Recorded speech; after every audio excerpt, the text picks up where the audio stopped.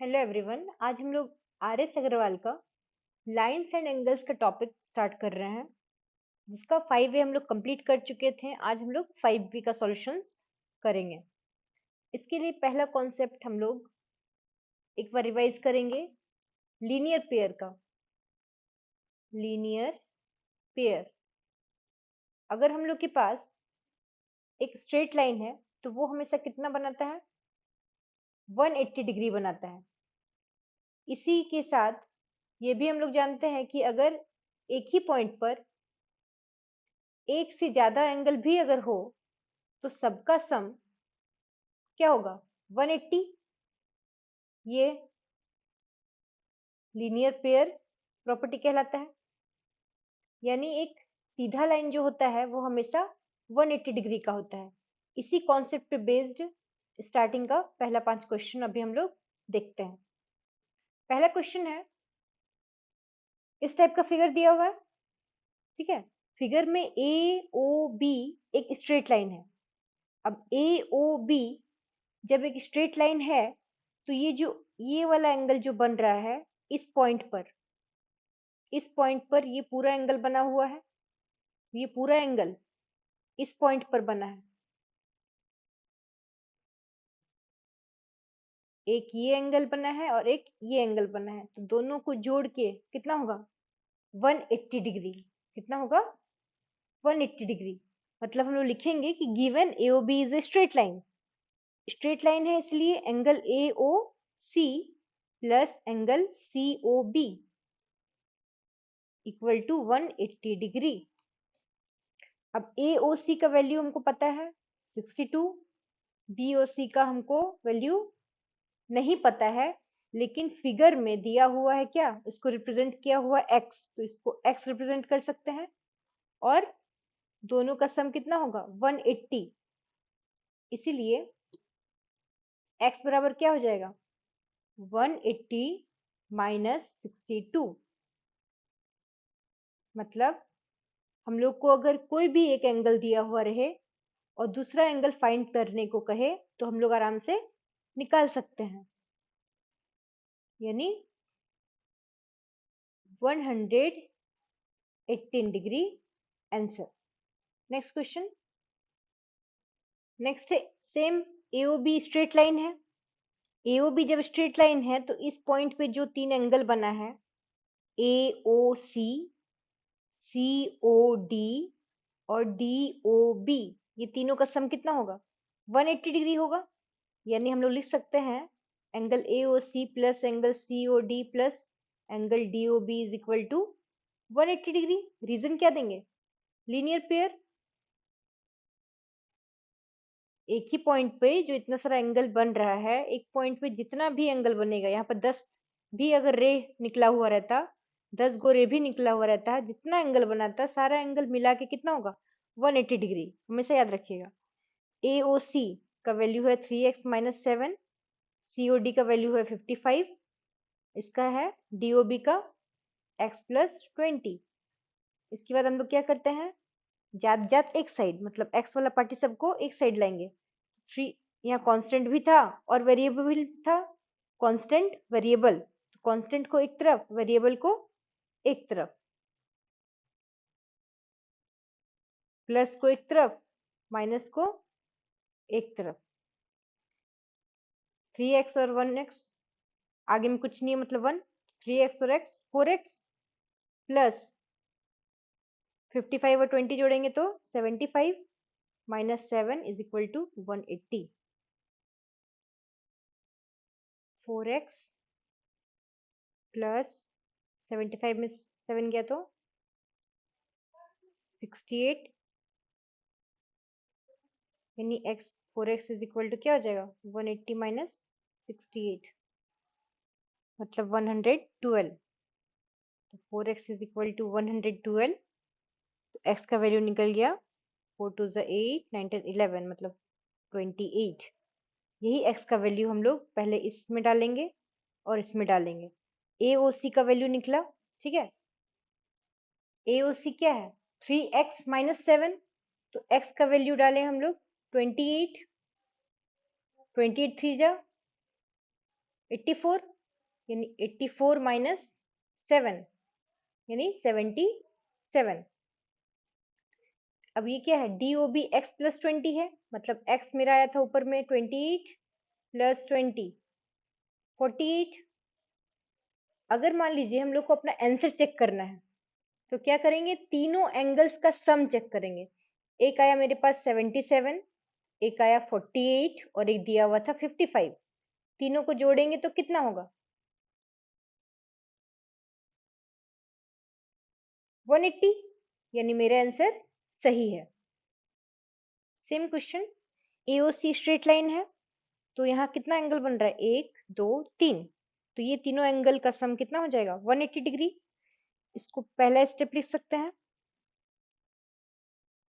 AOC plus COD plus angle DOC is equal to 180 degree.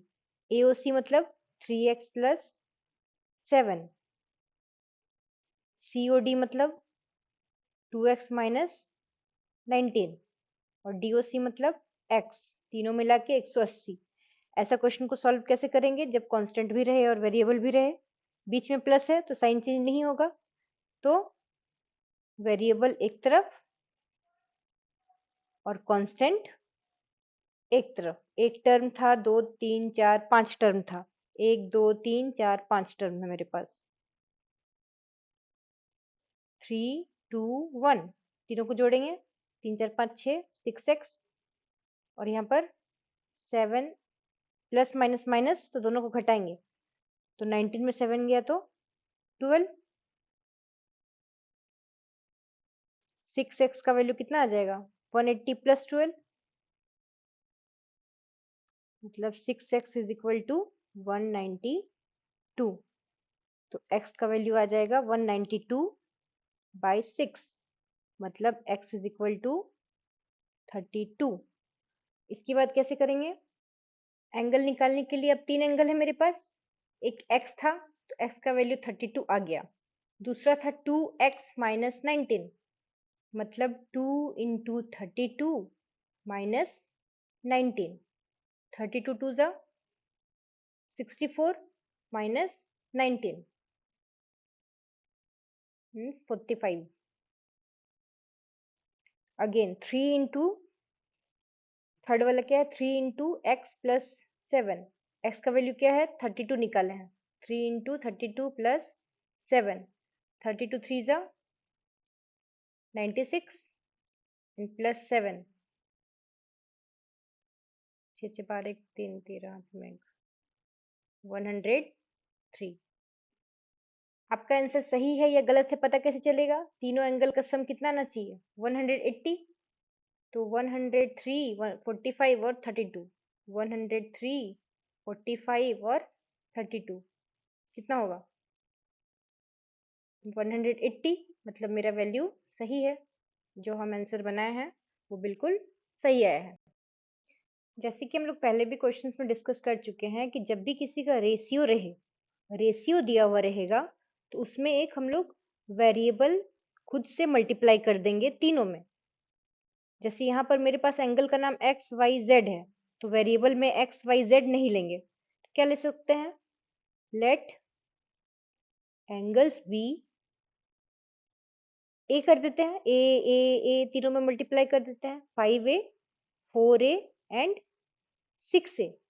अब तीनों angle हमको complete form में मिल गया, ये रेशियो फॉर्म में दिया हुआ था, तो हम लोग जानते हैं कि 5a plus 4a plus 6a बराबर क्या हो जाएगा, ये क्या है, तीनों एंगल एक ही पॉइंट पर है, एक ही पॉइंट पर एक साइड बना हुआ है स्ट्रेट लाइन पर, तो तीनों का सम कितना होगा 180 डिग्री। 5 4 6 तीनों को जोड़ेंगे तो कितना होगा 15, 15a इज इक्वल टू 180, तो a का वैल्यू आ जाएगा 18 बाई 15, मतलब a बराबर 12।